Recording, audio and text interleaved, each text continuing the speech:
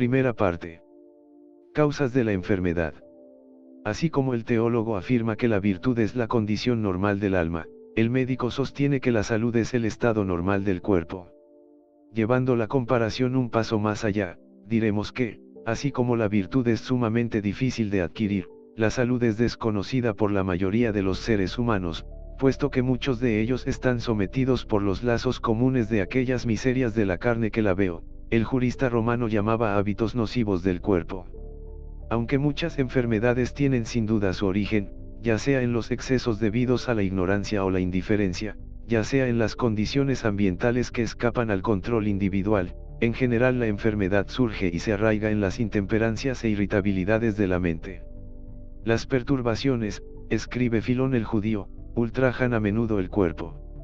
En muchos casos el filósofo resulta el único médico apropiado, ya que píldoras y purgantes son inoperantes frente a los desasosiegos mentales que tan frecuentemente engendran desequilibrios físicos. No es propósito de este ensayo desacreditar la teoría y práctica de la medicina, sino más bien subrayar el antiguo adagio egipcio que sostiene que el conocimiento es el principal medicamento, pues el hombre automáticamente racional domina la mayoría de las afecciones que hereda la carne. Piccolo Umini afirma que los hombres sabios deberían afianzarse inconmoviblemente en la moderación del sentimiento y de la acción. Se han producido notables curas por aplicación sobre la zona física enferma, de las llamadas reliquias sagradas y otros objetos religiosos que actúan por contacto. Quienes desconocen las sutilezas de los fenómenos mentales pueden adjudicar una virtud curativa inherente a la reliquia misma.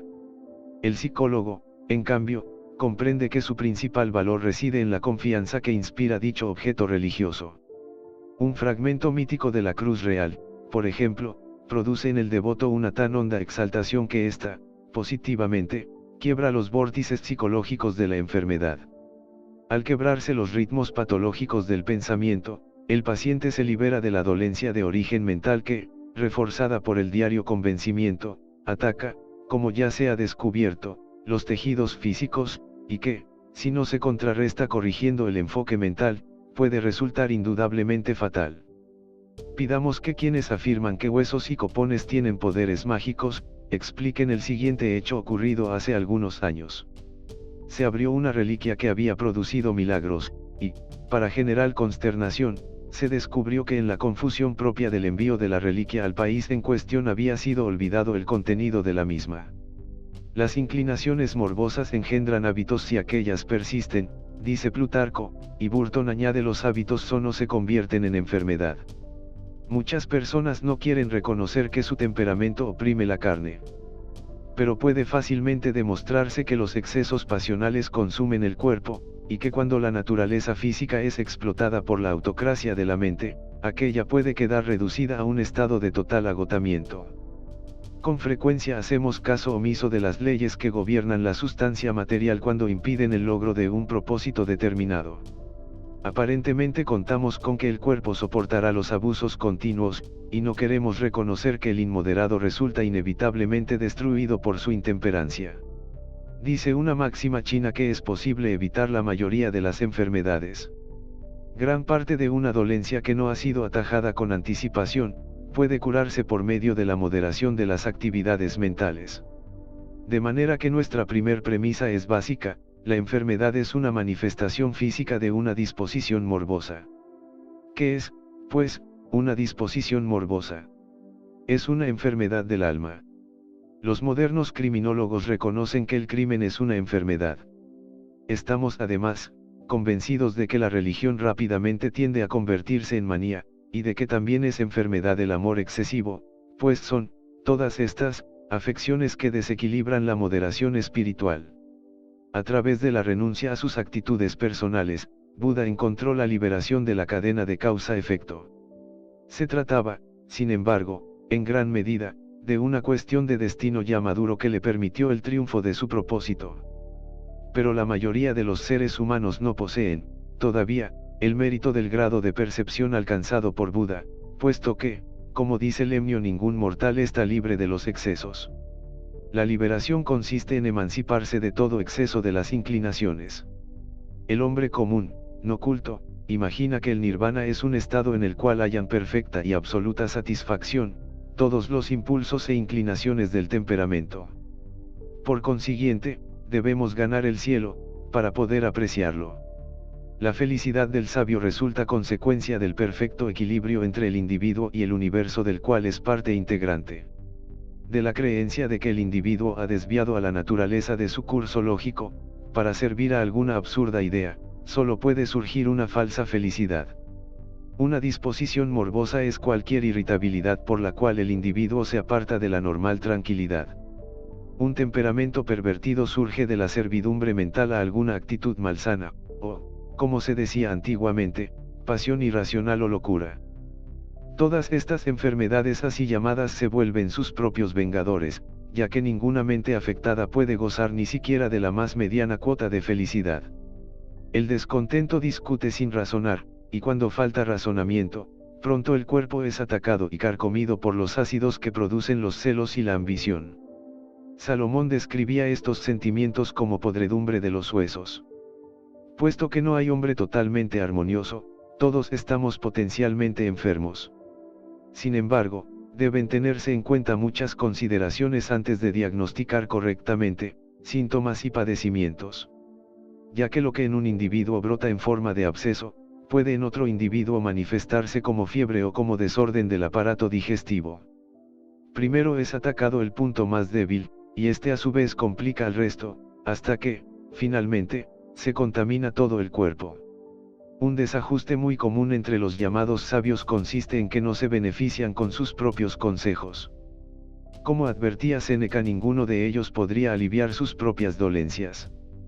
Casi todos estos sabios participan de las mismas fallas que critican en los demás.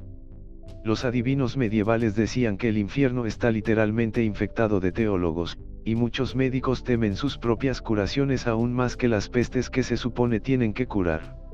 Los supuestos filósofos son, con pocas excepciones, autócratas, que niegan a los otros la libertad de pensamiento que reclaman para sí. Como los reformadores que predican la moderación de los excesos, hallamos incluso a los mejores hombres enfermos de extremismos. Desgraciadamente, dichos males de la naturaleza mental son pestilentes, violentamente contagiosos, e insidiosamente infecciosos. Una sola persona obsesionada por una idea puede contaminar un país, arrastrando a multitud de adeptos a la ruina y al desastre. Para diagnosticar una enfermedad física nos servimos de la sintomatología. El dolor es el más piadoso benefactor del hombre, pues a menudo le revela su estado crítico a tiempo para aplicar un remedio. Sin embargo, cuando enferma la razón debido a alguna actitud anormal, el afectado es el último en ver los síntomas, y demasiado frecuentemente, es otra persona la que sufre el dolor de la enfermedad cuando la mente se descarrila, pierde su propio sentido de la proporción y se vuelve incapaz de reconocer sus propias inseguridades. Atadas como a una rueda por los cálculos falsos, da vueltas y vueltas en torno al eje de su idea, ciega a los errores de su perspectiva. Una persona así perturbada puede ver las faltas de cualquiera otro, pero, respecto de las propias, goza de feliz ignorancia, incluso voluntariamente. Cuando sus propósitos irracionales comienzan a dar frutos en la forma de variadas enfermedades, le achaca la culpa a cualquier otra persona, menos a sí mismo. Más de un exterior apacible y aparentemente sereno cobija un alma infectada por los gérmenes de alguna locura. Gracias a la fuerza de voluntad, las manos y los pies se someten a una apariencia de serenidad, mientras el corazón puede estar colmado de destructora inquietud. Sin embargo, los estados internos no pueden ocultarse tan fácilmente, y aunque no se expresen a través de palabras o lágrimas, se manifestarán como enfermedades crónicas o dolor torturante. Los males escondidos en el interior son, para decirlo con palabras de Crisóstomo, un gusano envenenado que devora cuerpo y alma. No puede negársele expresión a la personalidad interna. El alma estampa su marca en el cuerpo, pues la materia es solo arcilla sin forma hasta el momento en que los impulsos de la mente la modelan. Si bien el cuerpo no disminuye su estatura porque el alma se debilite, ni aumenta su tamaño porque el alma haya adoptado una modalidad jupiteriana, con todo, el aspecto del cuerpo se ajustará, en general, al impulso interno. Así, si el alma se contrae, el cuerpo claramente se debilitará, para armonizar con ella, y su aspecto marchito revelará el encogimiento interno, o, por el contrario, impondrá un aspecto más noble como consecuencia de un aumento de la capacidad de raciocinio interno. Es un hecho conocido que llevamos puesta el alma en nuestros rostros, y que cada cabello atestigua nuestro temperamento. La ciencia está descubriendo últimamente hasta qué punto cada parte representa la totalidad. Cada gota de sangre registra cada peculiaridad, una gota de saliva revela todas nuestras debilidades.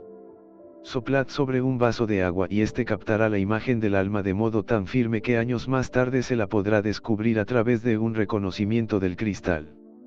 Paracelso se refería a la enfermedad como a un organismo con sus raíces en la índole invisible del hombre, que, como una planta parásita o un mamífero, succionara la sangre de su alma.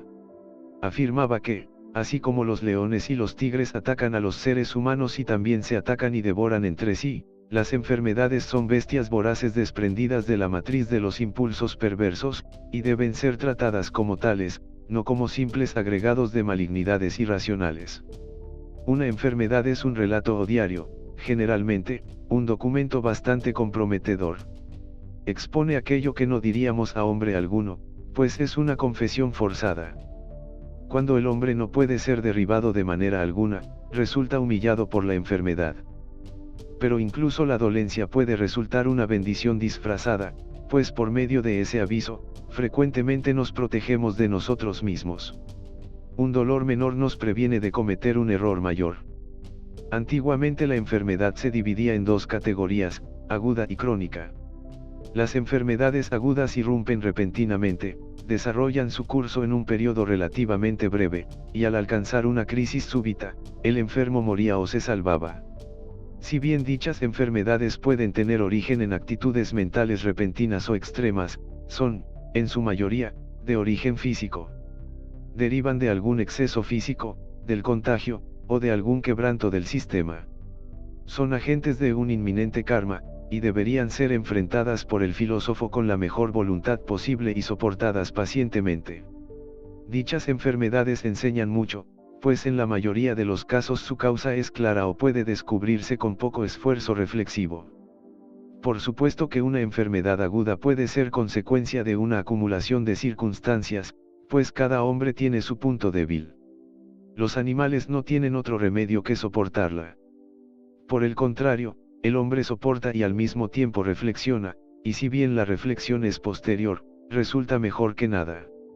Las circunstancias están tan íntimamente ligadas que podemos prevenirlas por un acto de reflexión y reflexionar por anticipado. Por el contrario, las enfermedades crónicas, casi invariablemente se originan en el temperamento, incluso cuando son aparentemente de índole contagiosa, ya que los iguales se atraen, y una enfermedad solo persiste y prospera allí donde la alimentan similitudes mentales. Por tanto podemos afirmar que la mente es, o el origen de la enfermedad, o bien, que infecta el cuerpo al punto de convertir a la naturaleza física en terreno fértil para el arraigo y florecimiento de la enfermedad. Las enfermedades de larga duración, que aumentan con los años, y que finalmente absorben, por así decirlo, al individuo, hasta el extremo de que la enfermedad, y no el hombre, es quien continúa viviendo, casi siempre afectan a las personas mental o emocionalmente desequilibradas. Se cuenta que hubo una vez un gran filósofo con una mente tan equilibrada que no podía morir, hasta que se supo que tuvo que suicidarse para no tener que vivir eternamente. Recordemos el famoso coche de un caballo, construido el día del terremoto de Lisboa. Este inolvidable coche fue hecho sin un solo punto débil, y debido a que cada parte era igualmente fuerte, la carroza duró 100 años y un día, al término del cual toda la estructura se deshizo al mismo tiempo. ¿Acaso no simboliza esto la trayectoria del sabio? Puesto que no posee debilidades desiguales, muere de golpe y de una sola vez, mientras que la mayoría de las personas mueren gradualmente a lo largo de la mitad mejor de sus vidas. Hasta cierto punto, la duración de la existencia física depende de la constitución.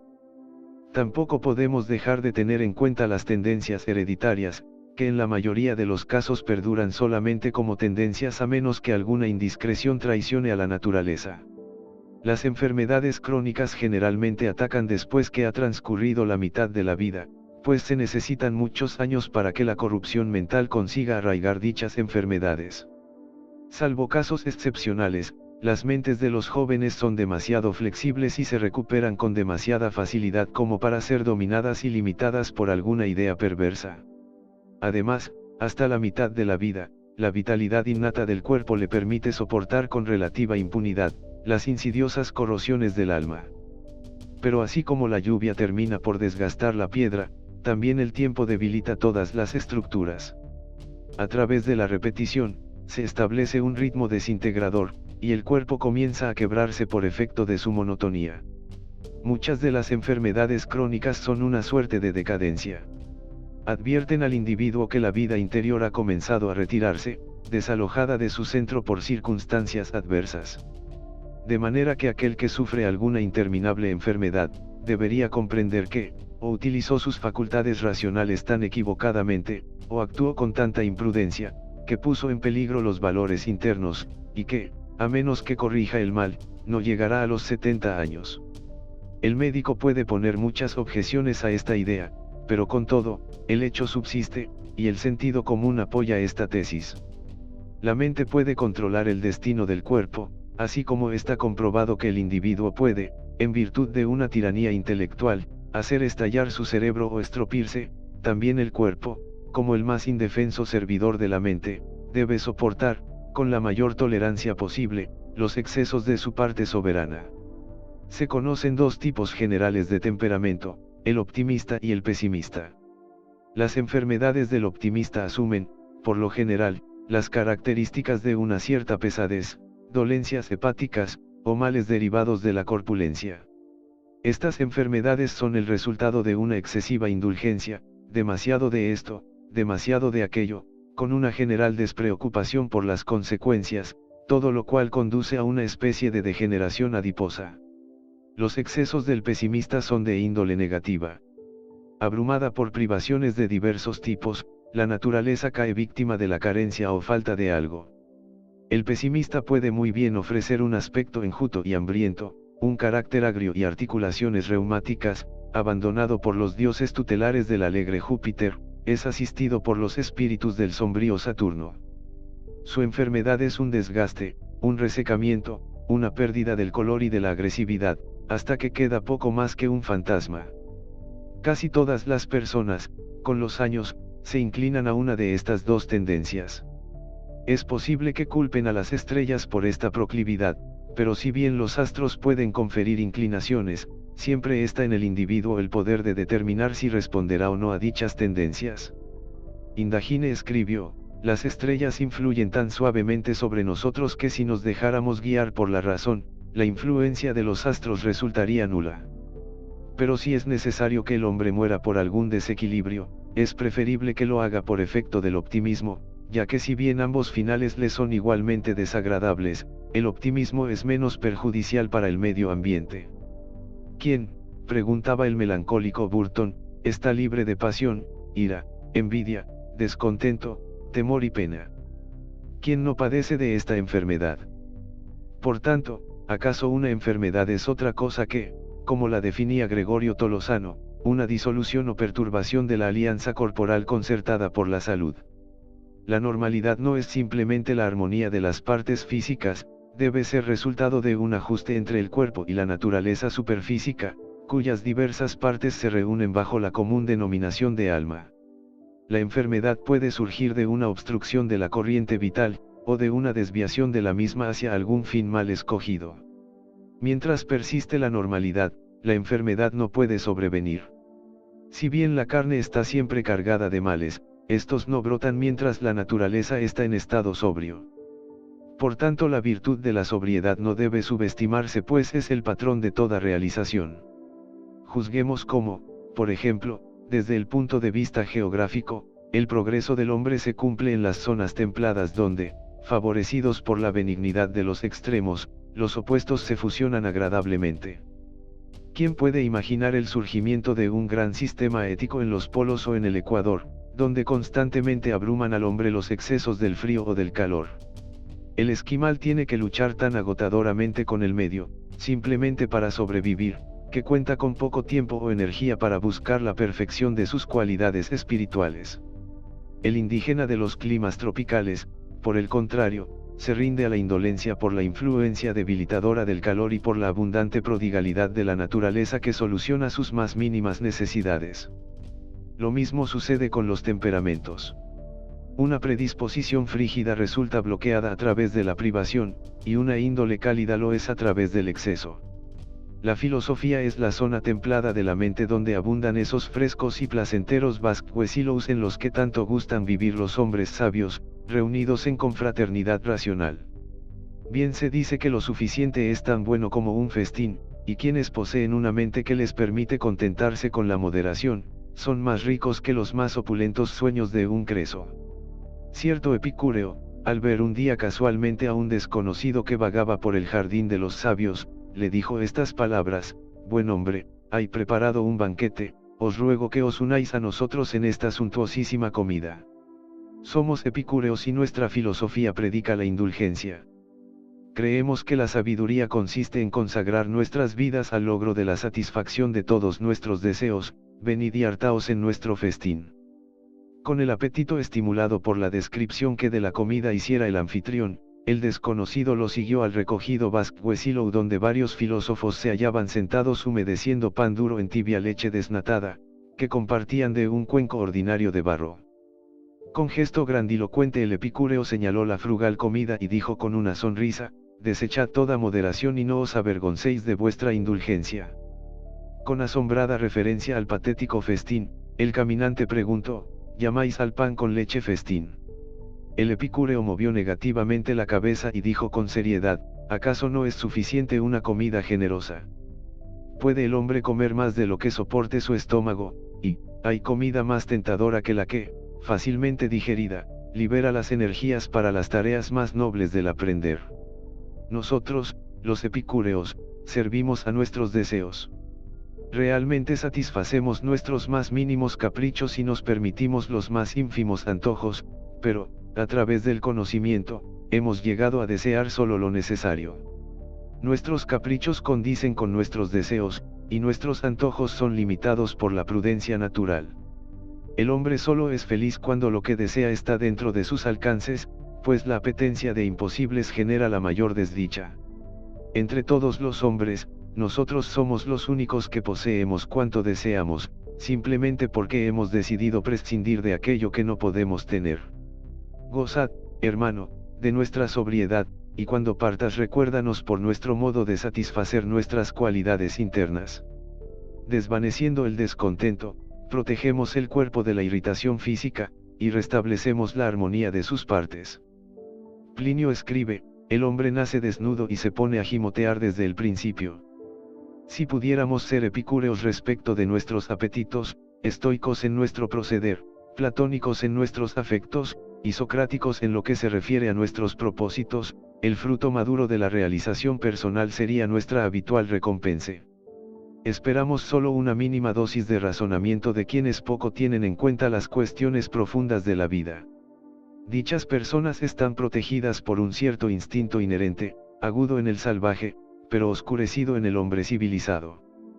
Por tanto, frecuentemente el hombre primitivo vive mejor que su más civilizado hermano.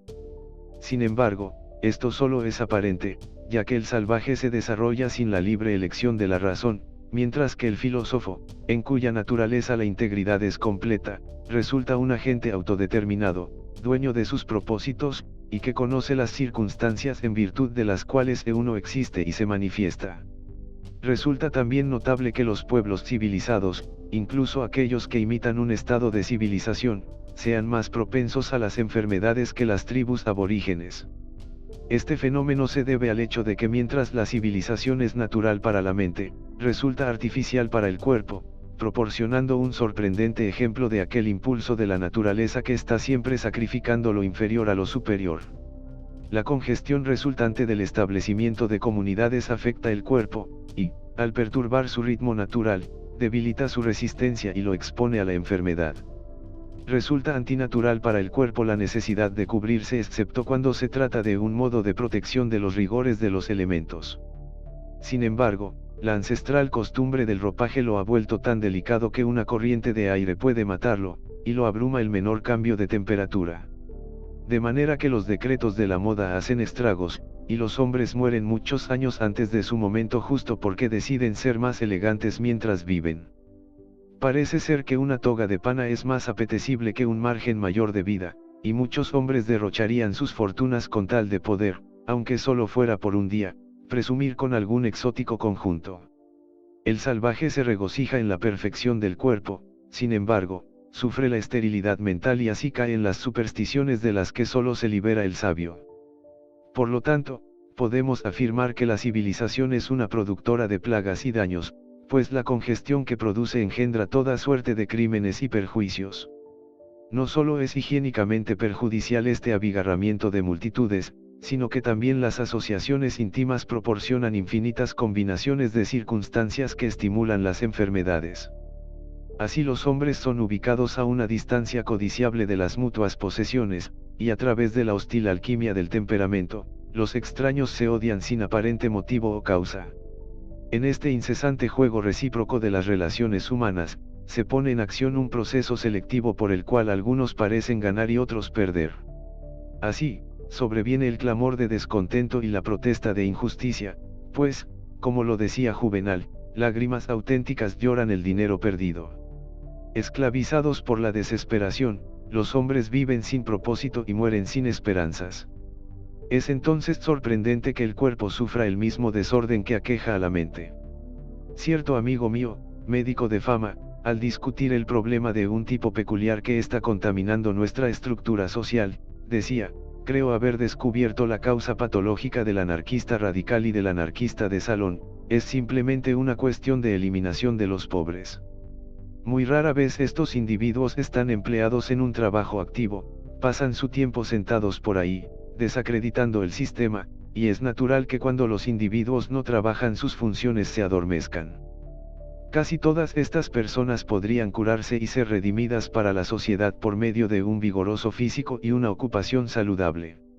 Esto nos conduce a otro importante punto, es decir, el elemento trabajo en el problema de la enfermedad. Un individuo que tiene poco que hacer es más susceptible a las enfermedades crónicas que la persona permanentemente ocupada en alguna tarea de responsabilidad. El perro ocioso se volverá sarnoso, dice un antiguo proverbio, y un terreno baldío se cubrirá de cizañas. Una vez afectada, la persona ociosa tiene poca oportunidad de recuperación. Quien tiene tiempo para condolerse por sus enfermedades muy rara vez se recobra de las mismas. Al demorarse en la consideración de los achaques, la mente refuerza continuamente las dolencias, que aumentan en proporción directa de los temores del paciente, y los miedos, como afirmaba Egripe, son una incitación para los males.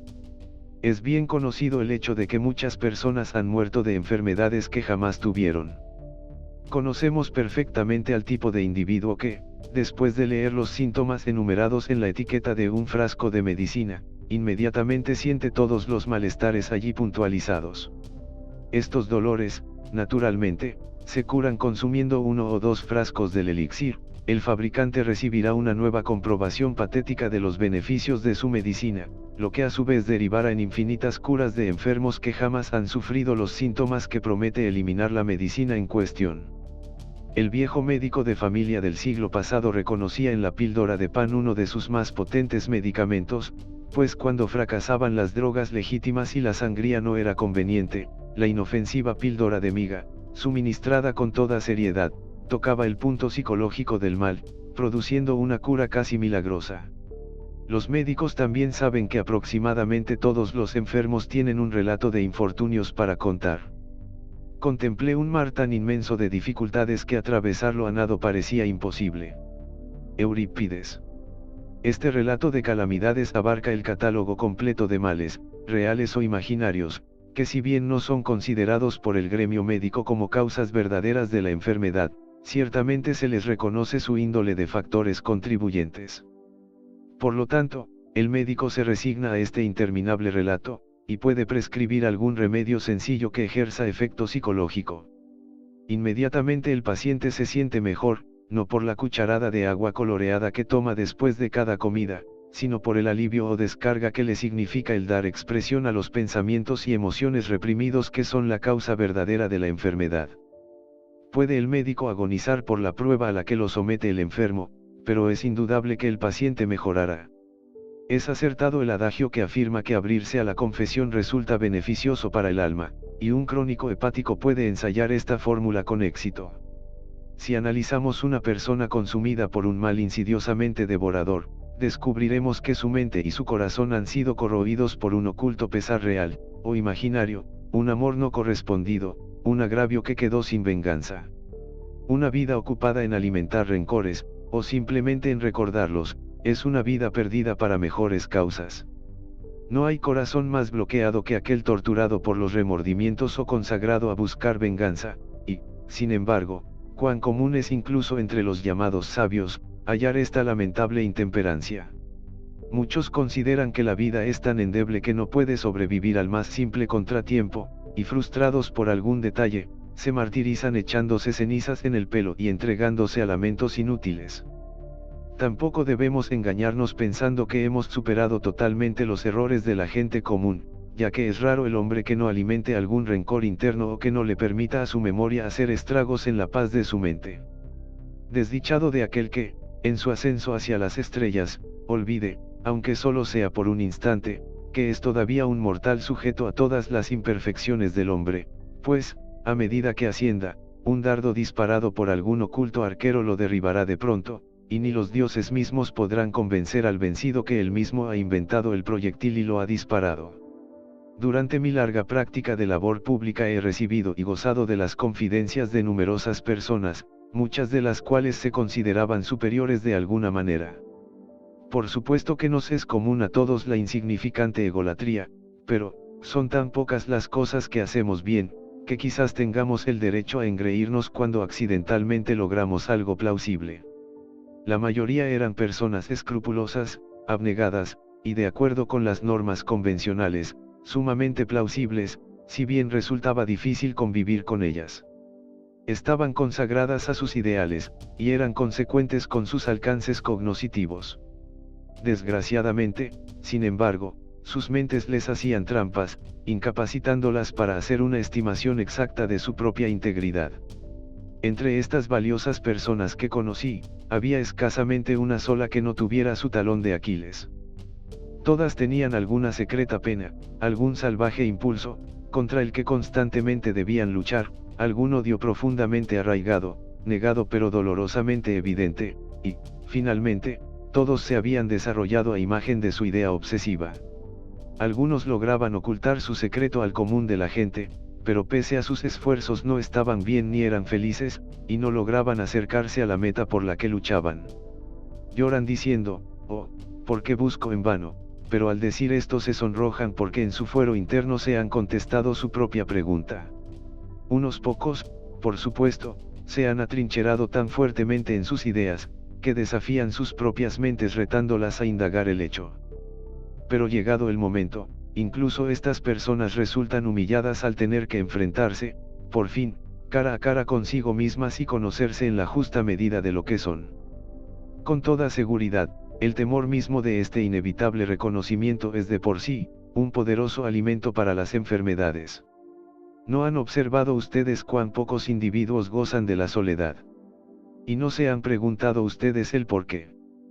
Casi todos nosotros no buscamos la soledad, porque ella nos enfrenta con la honestidad que, incluso para quienes el mundo considera justos, es, frecuentemente una molesta visitante.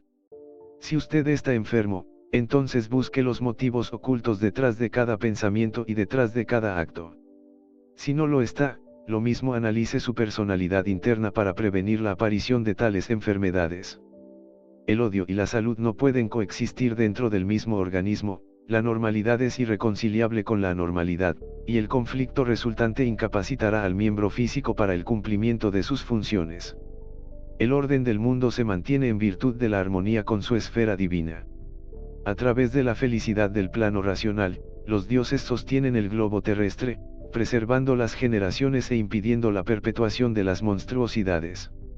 Lo que sucede en el macrocosmo, acontece en el microcosmo, porque lo de arriba y lo de abajo están ligados tan estrechamente como lo están los huesos craneanos por medio de sus suturas. Si la naturaleza superior del hombre, el alma y las facultades racionales, conviven en la verdad y la belleza, y cooperan al servicio del bien supremo, entonces la naturaleza inferior, el cuerpo, también vivirá en paz, reflejando la sabiduría y armonía del alma. Partiendo de esta premisa, los filósofos antiguos encaraban la cura de las enfermedades, no de acuerdo con los sutiles métodos de la metafísica, sino con medios tan simples que pudiera emplearlos todo aquel que buscara la salud, y que anhelara cambiar las angustias del exceso por las comodidades de la moderación.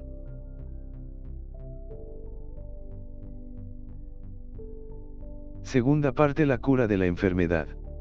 Si con el avance de los años usted se descubre víctima de aquellos achaques que agotan el vigor natural, y le parece que a la vida le falta su sentido de bienestar, tenga cuidado con la mente y busque en ella la posible raíz del desequilibrio. Si los paliativos aplicados por la materia médica no logran extirpar el mal, entonces hay doble motivo para pensar que la causa del mismo se refiere a un pensamiento o una acción erróneos y perniciosamente orientados. En primer lugar, a través de un análisis de su carácter, establezca, en lo posible, su enfoque del mundo en general y las características de su medio ambiente inmediato. ¿Son edificantes sus reflexiones sobre los incidentes cotidianos? ¿Le parece que la vida es buena, digna de ser vivida, o acaso sus riesgos lo abruman de pesares y lamentos hasta el extremo de que, como dice David, el alma acaba por disolverse en un exceso de languidez? ¿Se considera usted víctima de los demás o, rechazados sus esfuerzos por hacer el bien, ha endurecido su corazón, explotando a sus semejantes y traficando con su credulidad? ¿Capta usted los subyacentes lazos de unión entre todos los órdenes de la existencia, o el odio y el miedo lo han aislado, bloqueando sus sentimientos de compasión, ternura y afectos bien elegidos? En casi todos los casos, el paciente descubrirá alguna falla constitucional, alguna irritación crónica, que, al invadirlo lentamente en los años de juventud, se ha fortificado a causa de los inevitables sufrimientos de la vida, hasta obsesionar, finalmente, el intelecto, formando una catarata sobre el ojo del alma. Si bien no todas las enfermedades pueden adjudicarse a estos reflejos mentales, también es invariablemente cierto que dichas predisposiciones mentales producen ciertos fenómenos físicos perniciosos. El cuerpo o la mente, inevitablemente se quiebran bajo la presión de dicha morbosidad. Solo hay una cura: reestructurar el entendimiento sobre nuevas bases, desarraigando de la naturaleza todos los prejuicios anteriores y estableciendo una normal circulación del pensamiento.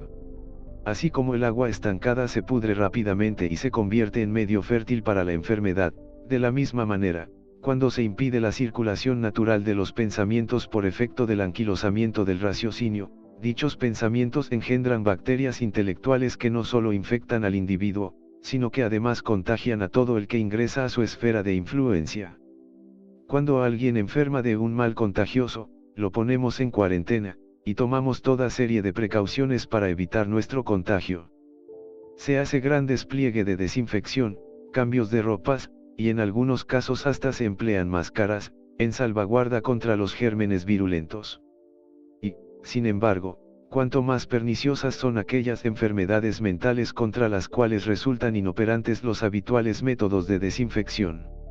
Insistimos, que raro resulta el hecho de que no se aísle a los individuos afectados por ciertas morbosidades del entendimiento, permitiéndoles contagiar a otros con su enfermedad, con absoluta autorización estatal. Se encarcela a los insanos violentos, si manifiestan tendencias homicidas, cleptomanía o paranoia. Pero hay enfermedades mentales mucho más peligrosas que la llamada insania. Surgen en intelectos mórbidamente brillantes, cruelmente sanos, tan dañinamente incólumes, que ni la razón ni el derecho pueden contrarrestar su influencia. Analicemos brevemente la llamada escuela realista de la filosofía. Sus partidarios no son técnicamente insanos, pero cuando se la toma al pie de la letra, su posición es, indudablemente, una enfermedad intelectual. La ponzoña del realismo se manifiesta como un irresistible impulso de inyectar en los demás una actitud pesimista hacia todo aspecto de la existencia. Dicha morbosidad se reproduce, hasta que esas personas llegan a convencerse de que lo peor es legítimo, que el mal, como instinto natural del hombre, debiera ser endiosado y aceptado como el origen de todo impulso. Ya es suficientemente perjudicial el que las personas sustenten ideas tan equivocadas, pero todavía son peores las fatales consecuencias. Nadie está conforme hasta no comunicar sus convicciones a todos los que están bajo su círculo de influencia. Peor aún, nos sentimos positivamente desgraciados hasta el momento en que nuestros semejantes comienzan a parecer senos. Una vez que hubimos contagiado una cantidad suficiente de seres humanos, nos consideramos profetas. Hubiera llenado de júbilo el alma de un moderno legislador la siguiente costumbre de los antiguos egipcios. Abrieron un campo ilimitado, puesto que reglamentaban los sentimientos humanos aunque estos no hubieran provocado crímenes reales. Por ejemplo, la autocompasión era un pecado capital que podía perjudicar el alma, la pena excesiva era ilegal, porque quien sufría inmoderadamente podía esparcir miasmas perjudiciales para el espíritu del pueblo. Por lo tanto, los egipcios pudientes eran despedidos en sus tumbas por los alaridos de lloronas alquiladas, que se golpeaban el pecho, se tiraban de los pelos, llevaban ropas alquiladas y derramaban ríos de lágrimas fingidas, como retribución por el pago. Es posible que hoy haya muchos individuos con mentalidad igual a la de aquellos antiguos aristócratas, para quienes los excesos emocionales les eran tan ajenos que necesitaban alquilar quienes pudieran expresar esas emociones en el lugar de ellos. Los norteamericanos son gente morbosamente sentimental. Ajeno a la auténtica profundidad de los sentimientos, el norteamericano término medio sustituye la intensidad afectiva verdadera con falsas emociones derivadas de trivialidades, y magnificadas, más allá de cualquier medida, por la imaginación y la autocompasión. Por ejemplo, un asesinato, convenientemente detallado en el periódico, puede mantener el interés de un ciudadano mientras coma su desayuno de tocino con huevos. Un rapto bien comentado aliviará la monotonía de un lavado de platos, y un buen suicidio proporciona material de conversación sobre las tazas de té durante una reunión de bridge. Diremos que el norteamericano está demasiado hastiado, o simplemente aburrido por su constante reflexión sobre la estupenda importancia de sí mismo. ¿No es acaso lógico reconocer que nosotros mismos podemos volvernos anormales por la contemplación de tales expresiones de crimen como estímulos emocionales? No puede darse la profundidad de sentimiento independientemente de la hondura del conocimiento. Solo los auténticamente sabios son capaces de sondear los abismos del sentimiento, o de alcanzar la cima de la expresión. A medida que va madurando el conocimiento, descubrimos que, mientras se conserva la sensibilidad necesaria para la profundidad afectiva, las reacciones concomitantes pierden violencia y ganan en moderación, siendo transmutadas por el sabio en elementos de belleza. Recordemos cuando Diógenes, al ser insultado en cierta ocasión, discutió consigo mismo respecto de la conveniencia de enojarse. Habiendo decidido que era el momento indicado para hacerlo, se quedó perplejo al descubrir que había olvidado cómo enojarse. La autocompasión, tan común en esta época, al parecer surge de condiciones ambientales defectuosas. Estamos obsesionados con la convicción de que la felicidad se da como resultado de la posición acomodada, y que mucho dinero confiere el máximo de comodidades. Solamente el hombre pudiente puede conocer plenamente la falsedad de esta premisa, circunstancia que movió al satírico Bernard Shaw a escribir su conmovedora defensa del capitalismo, con la cual buscaba atraer la simpatía hacia el incomprendido y maltratado hombre de dinero. Tener no es siempre sinónimo de poseer. La autocompasión se basa en juicios relativos, y un hombre que tiene menos que su vecino puede llegar a morir prematuramente lamentándose de la crueldad de su destino. Tengo menos que mi vecino, por tanto, soy por fuerza miserable. En esta época en que las industrias de productos esenciales han sido explotadas al máximo, gran parte de la población está, en consecuencia, comprometida en la producción de productos superfluos que la propaganda internacional impone como indispensables. Como resultado de ver continuamente avisos y carteles sobre nuevas maravillas, un individuo que aparentemente estaba bien a lo largo de muchos años, de pronto cae víctima del trabajo psicológico de la propaganda y se da cuenta de que durante todo ese largo periodo de su vida ha sido un pobre hombre, porque cuando niño, no tuvo un cochecito de cojinete de bolas. A quienes son incapaces de reconocer la felicidad como una actitud mental y no un asunto de acumulación, les recomendamos que mediten acerca del relato tan bien contado por Laurence Tibbit del hombre feliz al que le ofrecen $10,000 por su camisa, pero que desgraciadamente no poseía ninguna. Algunas personas nacen con un indestructible sentido del humor, no hay peso de las circunstancias capaz de deprimirlos al punto de hacerles perder de vista la innata bondad de las cosas. Dichas personas no solo conquistan popularidad en su juventud, sino que además, a lo largo de toda su vida son queridos y respetados por todos. Si pudiera ser llevado por Mercurio a un lugar muy alto, podría usted mirar hacia abajo y contemplar, como los antiguos sabios, las ciudades como si fueran innumerables colmenas de abejas, cada abeja con su aguijón y ocupadas solo en clavárselo mutuamente, con algunos moscardones ejerciendo el dominio sobre las demás, más grandes que el resto, algunos como avispas ladronas, otros actuando como zánganos. O debe usted ser muy personal y por tanto muy pobre. Todas estas digresiones aparentes, guardan sin embargo relación con nuestro tema. La insatisfacción es una enfermedad, la pesadumbre es un cáncer mental, el odio, una fiebre de la razón, y cada exageración del pensamiento es una causa potencial de enfermedades físicas. La tuberculosis es afín a la melancolía, pues en ambos casos el individuo se consume. La ira provoca infecciones, el miedo inhibe las actividades funcionales, el rumiar amores no correspondidos y el alimentar sentimientos de animadversión afectan el corazón de diversas maneras. Si una pena o una preocupación pueden encanecer la cabeza en una sola noche, ¿cómo no va a producir la infelicidad, parálisis, apoplejía, cáncer, desórdenes y dolores ocultos? La egolatría afecta el vaso, el mal humor ataca el hígado, el orgullo carga con ácidos la sangre, la desesperación afecta los riñones, la osquedad arruina la digestión, los agravios profundamente ocultos trazan arrugas en el rostro, y la codicia menoscaba la vista. Actualmente, las glándulas son consideradas, en cierta medida, como determinantes de la manera de ser, de modo que el hombre pensará de acuerdo con sus glándulas endocrinas y tendrá tanta ecuanimidad cuanta secreción adrenalínica.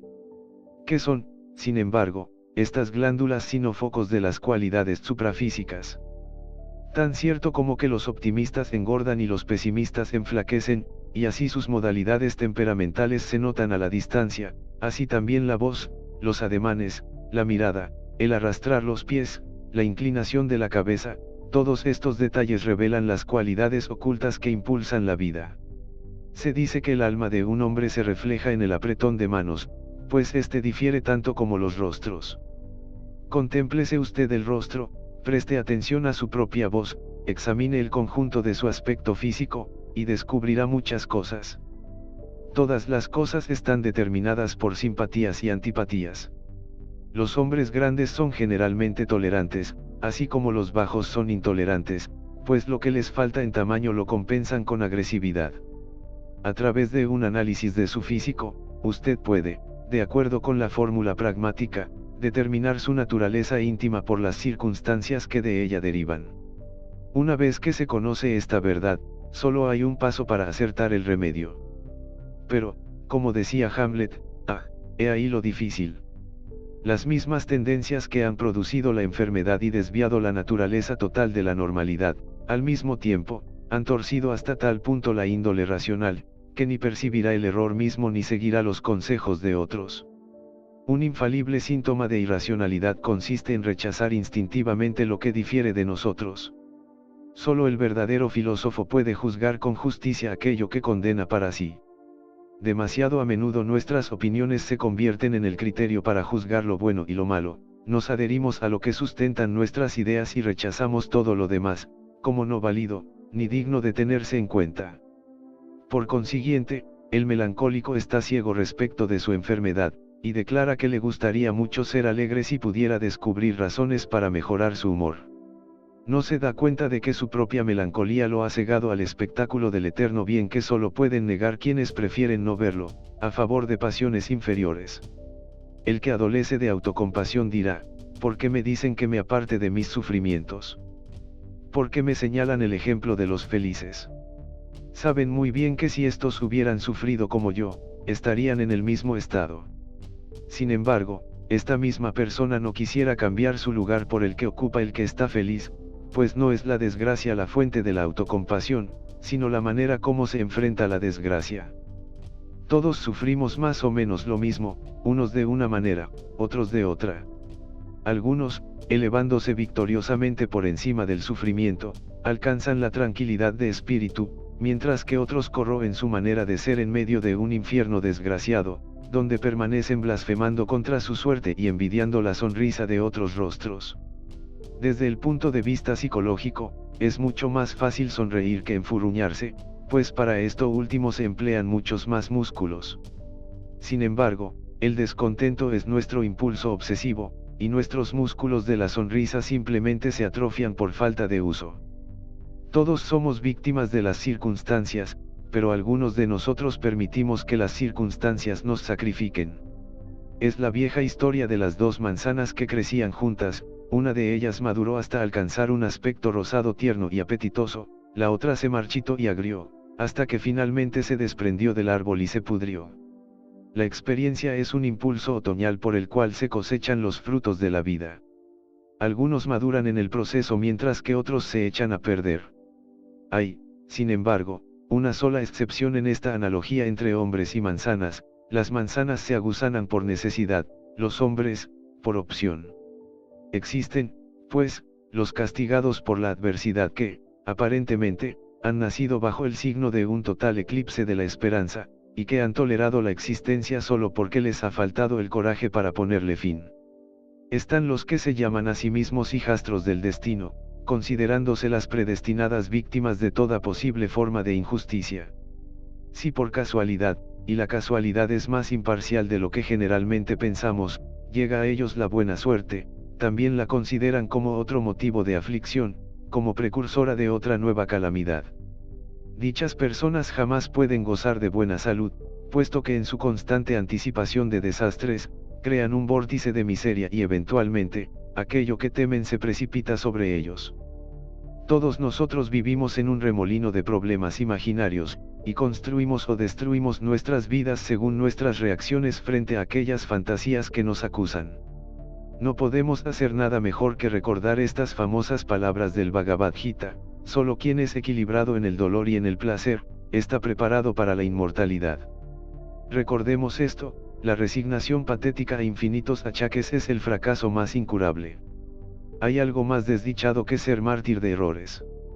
Reforzado por abundantes suspiros, adecuados sermones sobre la abnegación, y la elevación del yo como suplente de Job, todo este morboso enfoque contaminará la sangre, perturbará las funciones físicas, y eventualmente, conducirá a la víctima hasta la puerta de un hospital.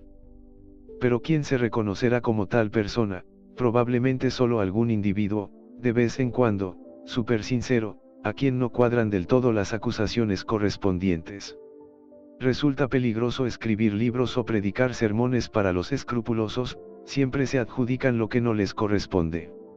Se parecen a aquel enfermo que, no sabiendo la cantidad de medicina que debía ingerir, la tomó toda de golpe y murió con la cura. Conviene seguir la siguiente regla: si usted piensa que algo le cuadra, es probable que no sea así; si está seguro de que no le es aplicable, probablemente sí le cuadre. De modo que, habiendo establecido, en primer lugar, y con toda la honestidad posible, el rumbo y virulencia de las tendencias naturales, cada uno debe asumir por sí mismo la tarea de poner su propia casa en orden, de extraer acuerdo del desacuerdo, de restaurar lo antinatural al plano de lo natural. ¿Cuál es, entonces, el estado natural del individuo? Después de nombrar tantas anormalidades, ¿cómo definiremos la normalidad? Aristóteles afirmaba que la naturalidad era el medio propicio a todas las cualidades, no demasiada cantidad de una, sino lo suficiente de cada cualidad. Todos los vicios antes mencionados surgen de algún extremo, y cuando se desvanecen las exageraciones, la mayoría de las perturbaciones desaparecen con ellas. Las normas sociales, políticas y religiosas que rigen nuestras vidas son, en su mayor parte, desesperadamente perniciosas, y quienes se ajustan a ellas pueden estar seguros de acumular indescriptibles males. El mayor acercamiento al estado normal es el del niño, con esta sola modificación, que, al determinar el ideal, la filosofía debería sustituir la espontaneidad y optimismo de la infancia con la sola virtud de la integridad. Un hombre puede ser sabio y al mismo tiempo, humilde, sincero, espontáneo, comprensivo, generoso, cariñoso, amable, sano, natural, franco y sencillo. No necesita hacer ostentación de su proeza ni tratar de impresionar con el ruidoso trueno de su erudición. Su mente no necesita retumbar como un carro tirado por bueyes. Puede ser directo en sus relaciones, libre de todos los subterfugios y equivocaciones de los sofisticados. puede encontrar placer en las cosas inocentes e insignificantes, y, como el niño, levantar sus castillos de humo e insuflarles el hálito de la realidad. Cometemos el triste error de crecer, creemos que la madurez debe estar abrumada por un sentido de dignidad y un exceso de charla intrascendente. Nos convertimos en esclavos de la moda y del capricho, terminando por aceptar nuestros malestares como si fueran inevitables. Perdemos la virtud más inapreciable, la suprema naturalidad, porque hemos sido educados según gustos y aversiones, entrenados en antagonismos, instruidos de acuerdo con ideas perniciosas, y lanzados a la vida bajo un código de disconformidades. Vivimos acordes con lo que nos han enseñado, creyendo en la fatalidad del sufrimiento y la muerte, convencidos, demasiado frecuentemente, de que nuestro sufrimiento durará indefinidamente. No nos contentamos con poblar solamente la tierra con los males, sino que extendemos su dominio al reino espacial. En caso de que el enemigo escape casualmente a su venganza, con una oportuna muerte, el individuo maligno se consolará con la piadosa reflexión de que el universo sustenta legiones de demonios de cola bifurcada que descargarán sobre su antiguo enemigo todo el furor de su antipatía. Para no ser considerados excesivamente exagerados al declarar que las afecciones del cuerpo tienen su origen en la naturaleza suprafísica, no podemos hacer nada mejor que apoyar nuestras ideas en Platón, el inmortal iniciado, quien en su Carmides dice: todos los males del cuerpo proceden del alma. Demócrito y Plutarco declaran asimismo, que podría fácilmente culparse al alma de molestar y, en muchos sentidos, agraviar al cuerpo, que es su instrumento. Burton escribía, para volver a mencionar a este autor, la mente actúa realmente sobre el cuerpo, produciendo, con sus pasiones y perturbaciones, alteraciones sorprendentes, como melancolía, desesperación, una despiadada enfermedad y, a veces, la muerte misma. Todos los filósofos atribuyen los males del cuerpo al alma, que debería orientarlo mejor por medio de la razón y no perjudicarlo. Filóstrato escribe: el cuerpo es solo corrompido por el alma. Las predisposiciones del alma y el estudio de sus fenómenos constituyen el campo propio de la psicología. Como una de las principales disciplinas derivadas de la filosofía, la psicología es definida como la rama del saber que se ocupa particularmente de los hechos y cualidades adjudicables a un origen mental. En la actualidad, sin embargo, el alma ha perdido su identidad, confundiéndosela, irremediablemente, con las sustancias intelectuales. Habiendo prácticamente agotado las posibilidades del mundo de las formas, la ciencia se inclina ahora al ámbito de la mente, en su afán por extender los límites del conocimiento. Puesto que lo superior controla lo inferior, la mente, o alma, es superior al cuerpo, y los impulsos del intelecto supeditan a la naturaleza física, la cual no advierte cuán perniciosas pueden ser aquellas incitaciones. Curar una enfermedad sin corregir sus causas suprafísicas inevitablemente termina en el desastre, puesto que, aunque la enfermedad desaparezca de un lugar, es seguro que reaparecerá en algún otro sitio, y continuará apareciendo hasta que se estirpe la fuente interna de sus causas, o se oriente dicha fuente hacia otros propósitos. Así como el dolor es síntoma de enfermedad, así también la enfermedad es síntoma de irracionalidad. La enfermedad es la rebelión de la naturaleza contra un mal intolerable. Es una entidad parasitaria mantenida a expensas de aquella otra a la cual se adhiere. Durante siglos fue objeto de discusión en los círculos filosóficos, la constitución y origen de los gérmenes, y un número considerable de ilustres metafísicos ha afirmado que las bacterias representan la concreta precipitación en la materia de los malos impulsos que continuamente engendra la mente humana. Siendo vástagos del pensamiento irracional, prosperan en un ambiente análogo, como los mosquitos en un tanque de agua de lluvia. Quitad el medio insano en el cual se reproducen, y desaparecerán por falta de sustento. Aunque el individuo afirme que su enfermedad tiene un origen puramente físico, debido a una u otra circunstancia, lo mismo resulta pertinente la verdad filosófica involucrada. Supongamos que alguien cae por las escaleras. Difícilmente podremos relacionar esta circunstancia con celos o alguna otra actitud mental abstracta. En realidad, desde el punto de vista de un materialismo, las pruebas predominantes van contra nosotros, ya que su sentido de la justicia no penetra el ámbito de la providencia. Con todo, debe considerarse que tiene valor el enfoque filosófico, pues la actitud mental afectará profundamente la rapidez o lentitud de la recuperación del enfermo.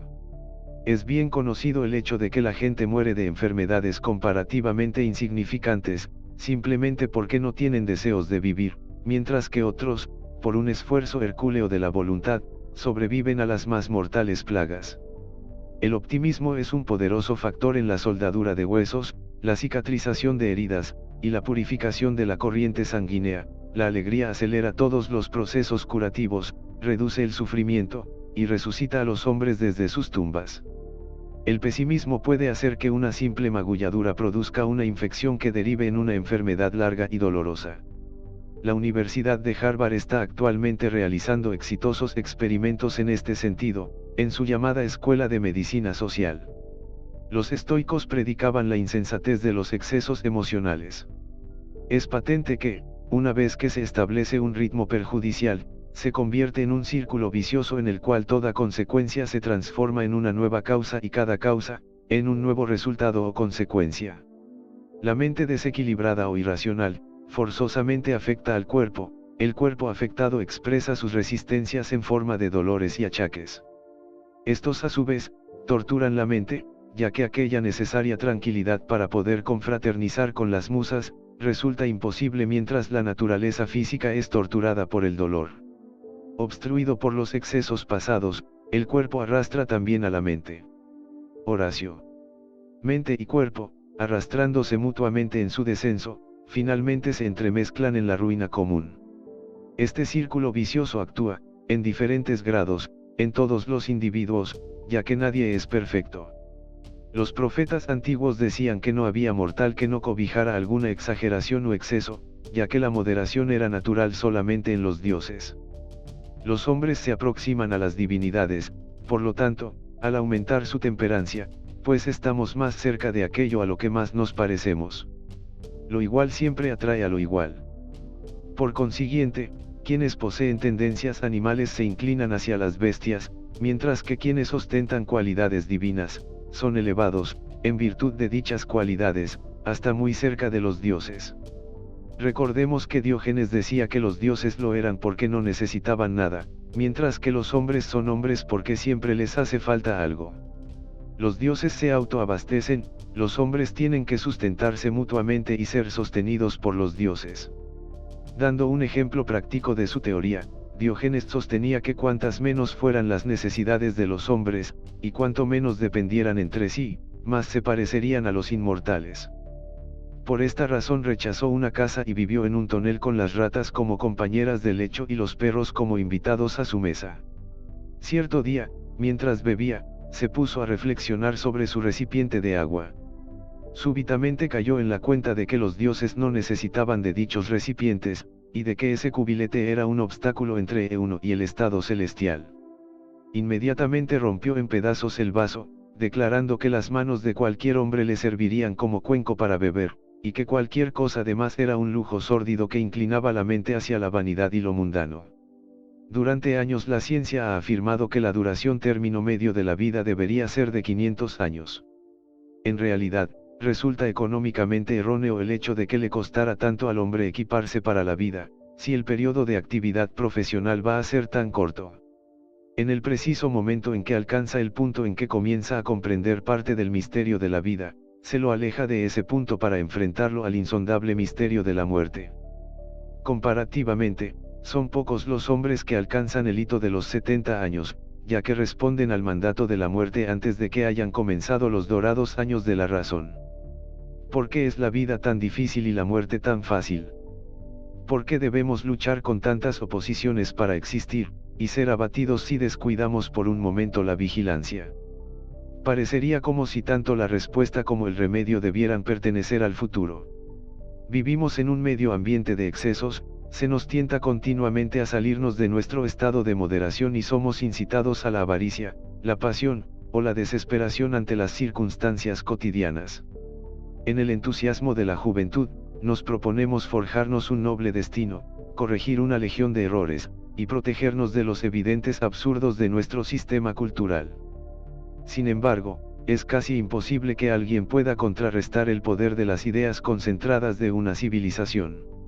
Ni una sola persona entre 1000 puede resistir la insidiosa corrosión del ejemplo y la oportunidad.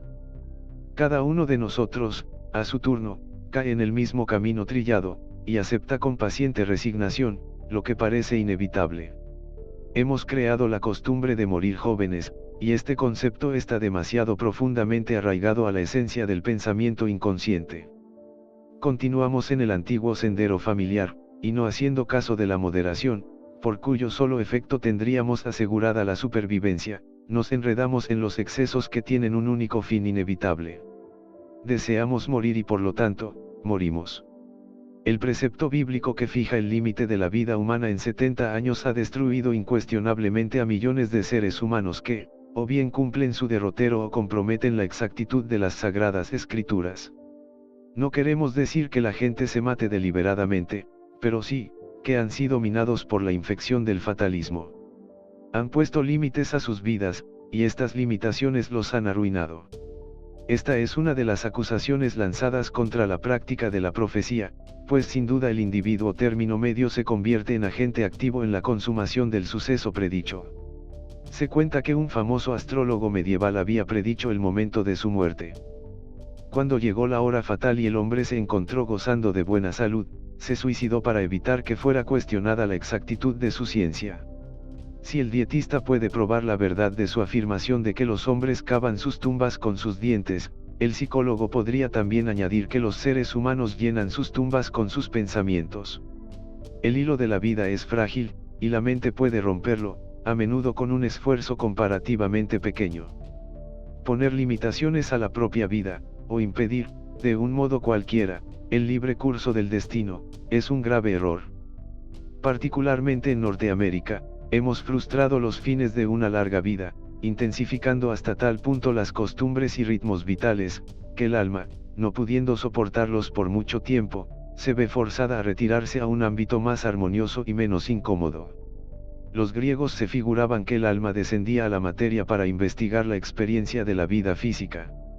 Sin embargo, el medio ambiente en el cual nace el individuo común es tan frustrante desde la perspectiva de la experiencia anímica, que la naturaleza íntima del hombre encuentra pocos motivos de satisfacción en su morada física. Lo diremos con las palabras de un antiguo maestro que había tenido la desgracia de vivir durante un periodo de guerras civiles, y que decía a uno de sus discípulos: he soportado este espantoso estado de interrupción durante casi suficiente tiempo. Para quien ha racionalizado su naturaleza total y se ha comprometido con un trabajo físico provechoso, la muerte se le presenta como una evidente interrupción, tal como también la consideraba Arquímedes. Sin embargo, para la mayoría de los hombres es la única escapatoria para los excesos que hemos engendrado en nombre de la civilización. Así como el cuerpo es, hasta cierto punto, la objetivación de la mente, también el estado político es la cristalización de una forma de pensamiento, una solidificación de los impulsos, actitudes y, con demasiada frecuencia, irritaciones nacionales. Tal como sucede con el cuerpo, que sufre a causa de las enfermedades mentales, de igual modo el país se consume por efecto de las enfermedades de los excesos, la guerra, la tiranía, y la legislación injusta. Lo mismo que el individuo, el Estado igualmente puede enfermar, en realidad, el mundo entero puede sufrir las consecuencias de un desajuste en su imagen intelectual. La civilización misma está enferma de muerte.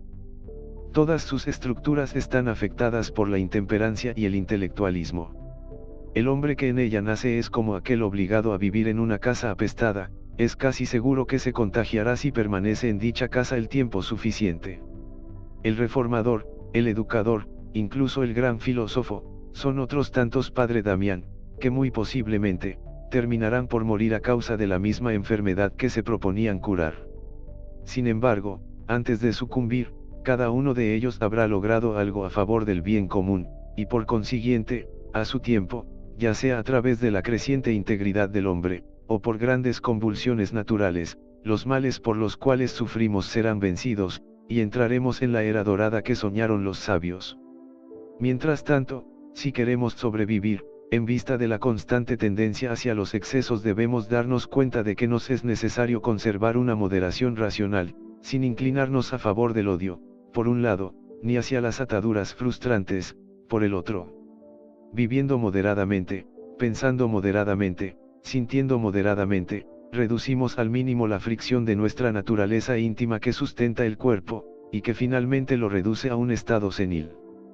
Podemos sintetizar así la filosofía de la enfermedad, ni siquiera exceptuando los llamados accidentes de la naturaleza, los efectos de los desórdenes físicos son iguales a sus antecedentes causales.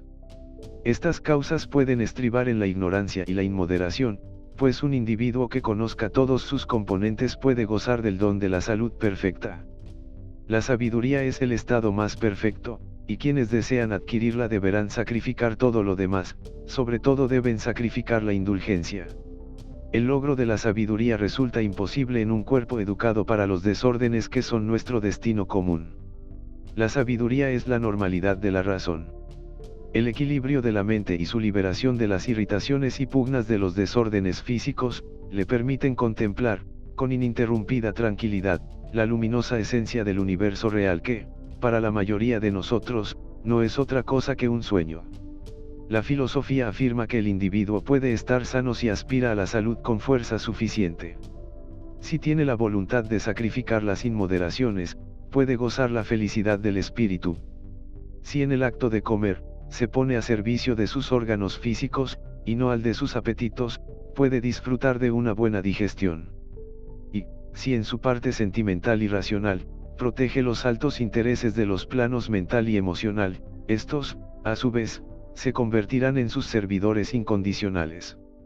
No tenemos mejor lema que este: si usted se pone al servicio de las partes de su ser, la totalidad de su ser se pondrá a su servicio. Si se sacrifica la insignificante gratificación que se obtiene de la envidia y el odio, o el consuelo que deriva de la autocompasión, es posible llegar a gozar de una constante paz mental, de la placidez de las emociones, y del saludable funcionamiento del cuerpo. Quien vive en un hospicio durante un largo periodo, se volverá el mismo loco, y el alma que debe habitar en un cuerpo torturado por achaques y dolores, y convulsionado por los desmanes, necesariamente perderá su aspecto de ponderación y parecerá tan demente como la estructura en la cual vive. Puede el farmacéutico preparar una infinita variedad de combinaciones que logren contrarrestar o temporariamente neutralizar los impulsos que provocan la enfermedad. Usted puede comprar un brebaje que neutralice, por un rato, los efectos de la ira. Estos paliativos son iguales a las pastillas dispépsicas que satisfacen al glotón, permitiéndole ser indulgente con su gula sin sufrir inmediatamente las consecuencias de su indulgencia. Todos estos llamados remedios no logran acercarse al foco del desorden.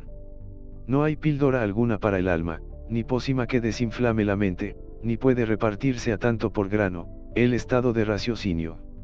Es el individuo quien, en última instancia, debe comprender que a la salud, como a la felicidad, hay que ganarlas o merecerlas, pues la felicidad es la armonía del alma, así como la salud es la armonía del cuerpo físico. Solo podemos estar verdaderamente satisfechos, cuando vivimos en perfecto equilibrio con las leyes que nos han creado y que nos sostienen. Cualquier desvío de tales leyes provocan nuestra destrucción. El absoluto acuerdo con los fines de la naturaleza es el secreto de la felicidad y la longevidad. La enfermedad es una desviación de la naturaleza, la salud es el retorno a ella.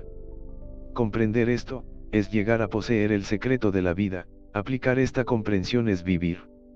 La naturaleza es justa, y el injusto debe perecer por su intemperancia, la naturaleza es impersonal, y todo lo que es personal debe morir. La naturaleza no envidia nada, no tiene celos de nada, y es ajena a la ambición. Quienes están movidos por impulsos menos universales que los de la vida misma, serán destruidos por la inadecuación de sus propios ideales. Quienes son limitados perecen por falta de aire, quienes son superficiales mueren por falta de profundidad. Solo sobreviven quienes son moderados en todas las cosas, coherentes en todo, naturales en todo, y continuarán viviendo porque participan de las cualidades de la continuación. Compartiendo las cualidades de los dioses, que no tienen ni principio ni fin, el hombre despliega una por una, todas las potencialidades divinas, hasta que su destino divino alcanza por fin su absoluta plenitud. La enfermedad, la decadencia y la muerte, son absorbidas por el esplendor del alma iluminada, y el hombre, apartándose de las limitaciones de la carne, se inclina hacia la inmortalidad, para unirse finalmente al inmutable infinito bien.